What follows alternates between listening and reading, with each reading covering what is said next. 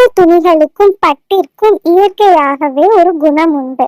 சில நல்ல வகை கதிர்வீச்சுகளை எளிதில் தக்க வைத்துக் கொள்ளும் சக்தியும், தீய கதிர்வீச்சுகளை தடுத்து உடலுக்கு பாதுகாப்பை கொடுக்கும் சக்தியும் பட்டிற்கு உண்டு.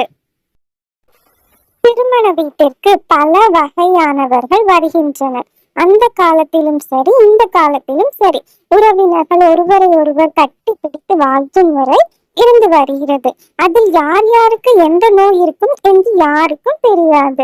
ஒரு சிலர் நோய் தொற்றால் பாதிக்கப்பட்டிருந்தால் அந்த நோய் தொற்று பட்டு ஆடைகள் அணிந்திருக்கும் போது பரவாமல் தடுக்கப்படுகிறது.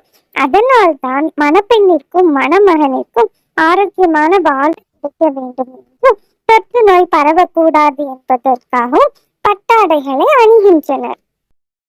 கோவில்களுக்கு செல்லும் போது பட்டு சட்டை, பட்டு வேட்டி, பட்டு சேலை போன்றவற்றை அணிந்து சென்றால் கோவிலில் இருக்கும் நல்ல கதிர்வீச்சுகளை அவைகள் உள்வாங்கி தக்க வைத்துக் கொண்டு நமக்கு ஆரோக்கியத்தை கொடுக்கிறது.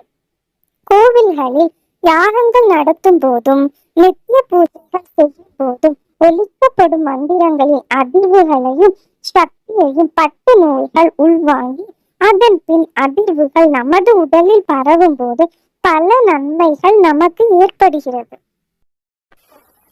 அதே போல் திருமணம், கோவில்கள் மற்றும் முக்கிய நிகழ்ச்சிகளில் கலந்து கொள்ளும் போது ஏற்படும் கண் திருஷ்டி மற்றும் எதிர்மறை எண்ணங்களையும் பட்டாடைகள் தடுத்து நிறுத்துகிறது.